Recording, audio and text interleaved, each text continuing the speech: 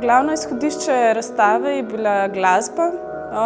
V osnovi je bila prva napisana glasba, ki jo je napisal moj brat Tine Grgurevič pod umetniškim imenom Bavren.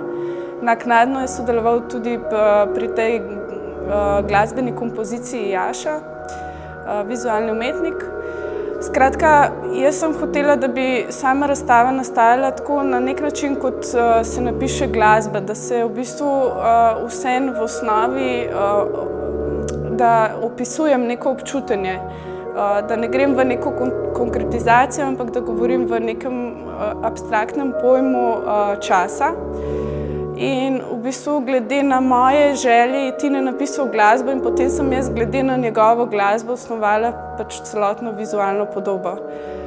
Sama razstava govori o času, o občutku, ko si nekaj v preteklosti izgubil in v bistvu hrepeniš po tem, da se morda vrne v prihodnosti.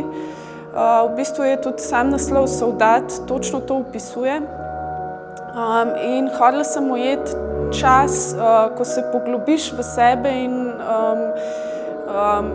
v bistvu ta simbolični čas izgine, ker jaz dojemam čas kot izključno subjektivna stvar. In ravno zaradi tega sem hodila, da se tudi gledalec v bistvu v nek ta občutek postavi, ki razmišlja o preteklosti in prihodnosti.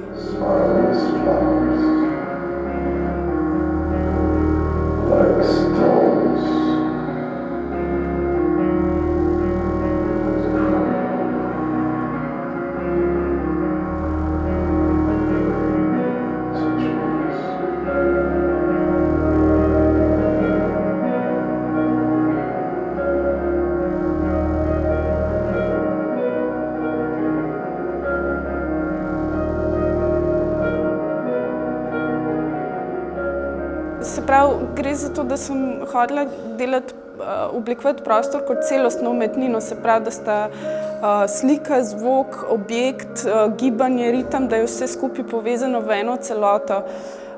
Veliko sem se igrala z momentom resonance, se pravi, vsi elementi v prostoru so resonančni, slika, v bistvu zvok premika vodo preko resonance zvoka, potem se pojavi v prostoru gugalnica, ki resonira, namreč gugalnica je tipičen primer v fiziki resonančnega objekta in same ure, katere se poganjajo preko nihala, so tudi resonančni objekti. In to je zame čisto simbolično ponovno pomenilo nekako prehajanje med preteklostjo in prihodnostjo.